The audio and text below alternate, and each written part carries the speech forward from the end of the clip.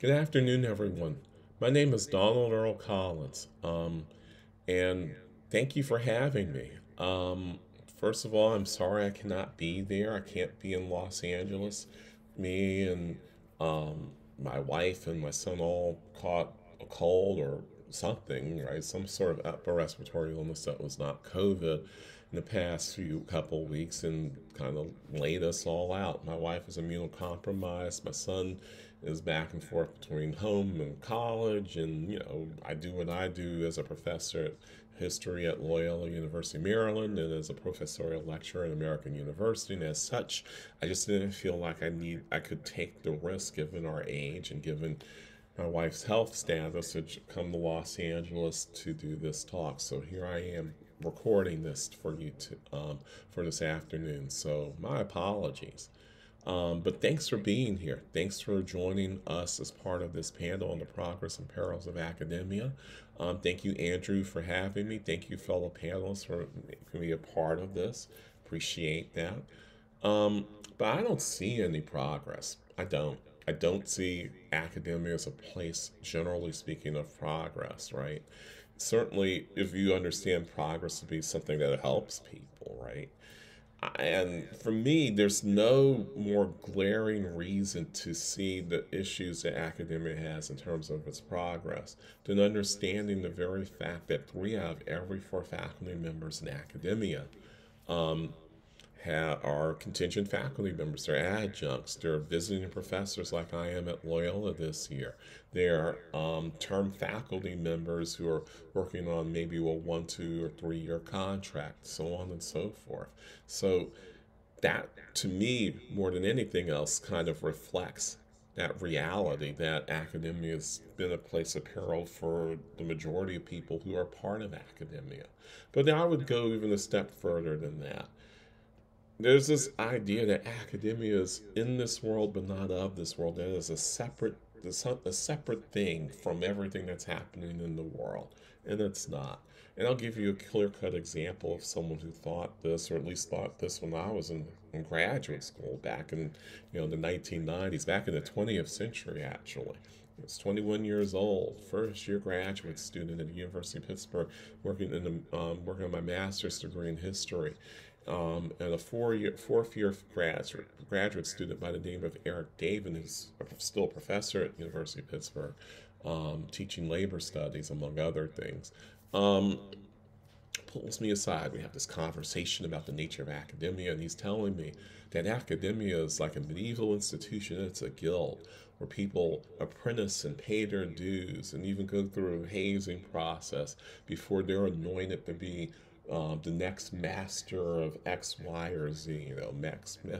Next master craftsman, next master of making jewelry or creating calligraphy or doing book binding or what have you, right? And for at least a couple of years, I thought, well, maybe Eric's right. He's been in graduate school longer than I have. But then again, I already knew some of his fellow graduate students too, because I'd been befriending graduate students since I was a first year college student. But for me, really, this has always been the wrong way to look at academia. Academia is just as capitalistic an institution as any other set of institutions in American society, as any set of institutions in the West, really. It's a corporation that claims essentially nonprofit status because of the fact that it educates students, that's providing, public good in many cases, et cetera, et cetera, et cetera, right? But the truth of the matter is that if you look at the priorities of the institutions in which faculty work, those priorities tend to be around things like fundraising.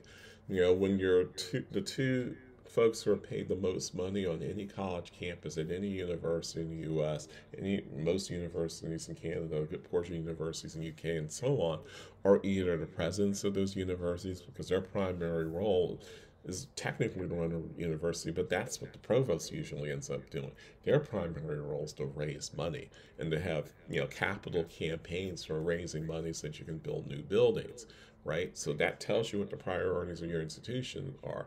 When your president or your chancellor or your system or your university is the number one paid person.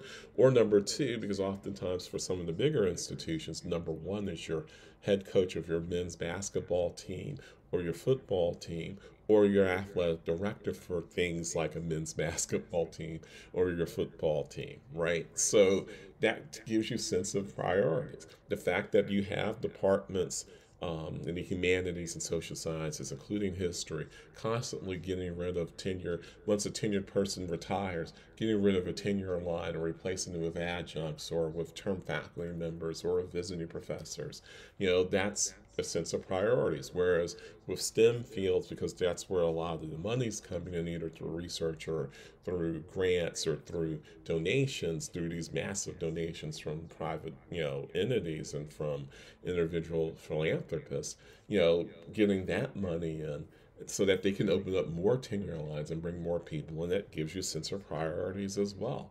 Now, does that mean that there's nothing wrong in the history field or in some of these other humanities? Of course not. But what it does tell you is the priorities of academia and priorities of the university are not necessarily in line with liberal education or making sure that everyone comes out with critical thinking skills. So that tells you that their priority is money, and that prioritizes what the university really cares about ultimately. And if that's the case, you can't say it's a medieval institution.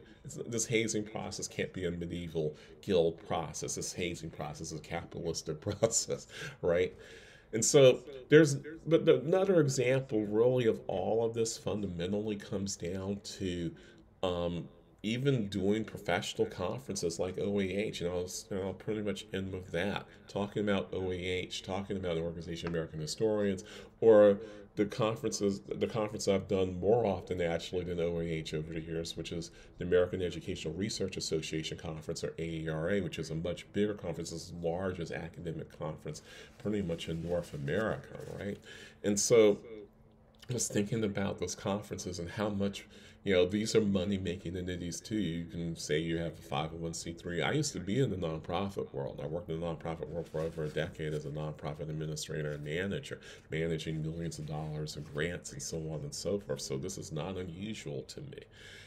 You're still a money making entity. And the point of making money is to raise enough funds through donations, through registration fees, through holding conferences and selling your swag and so on and so forth. So at the end of the day, you can pay your bills. So at the end of the day, you can pay the people who work for your association or organization. So at the end of the day, you can plan in the future. And then and what you're offering is a service that's part of what I would consider a Ponzi scheme.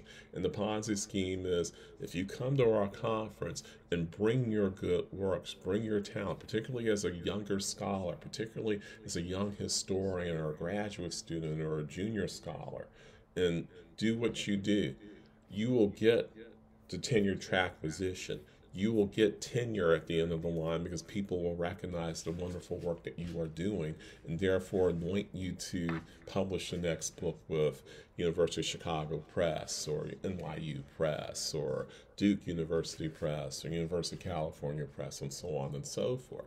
And that if you play this game, you put down the hundreds of dollars you're spending for registration fees and hotel rooms and air travel and registering with these organizations, becoming members of these organizations, that this will help enhance your career somehow.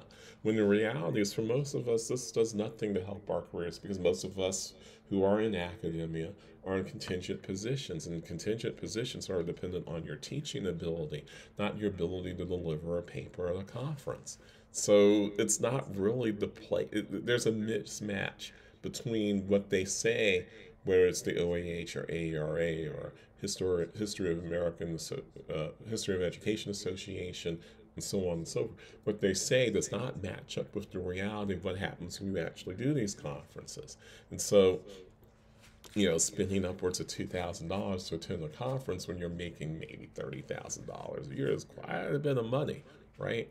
But more than that, is it really worth it in the final analysis for the most of us who find ourselves in contingent positions?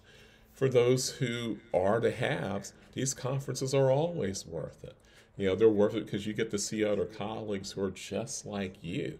And you meet those colleagues and get greater notoriety because you are tenured, because you are in a position of relative privilege to be able to take advantage of these conferences to help enhance your career and really more than that, enhance your social networks of other people who are similarly situated so that when the time comes, you can get a Fulbright or you can get a grant from NEH, or you can get a grant from the NEA, or you can get a grant from NIH because you somehow related your humanities related research to data sets that might be related to public health or something along those lines. So when I talk about the perils of academia, it's not just higher education institutions. It's not just the way faculty behave, it's the way the whole system works. All these institutions are part of a larger system, and the system that they're part of is a very capitalistic one, which constantly benefits folks who already have privilege, whether it's the financial security that comes with tenure or the psychological security that comes with being in a tenure stream position to begin with, right? I'm not saying things are hunky dory. I'm saying that that's better than being an adjunct. And the OAH, ARA, these other organizations, through through the barriers that they put up between fees and the expense of going somewhere to do a conference, and the fact that they're selling you a falsehood, a lie, really, that somehow these conferences are going to enhance your career, particularly if you're a contingent faculty, um, is all part and parcel of the perils here. I don't see it getting any better. I think it's going to get way, way worse before it gets better. So that's my talk. Take it or leave it.